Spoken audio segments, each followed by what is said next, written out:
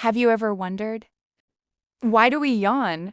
And why is it so contagious that when one person yawns, everyone else starts yawning too? Let's find out.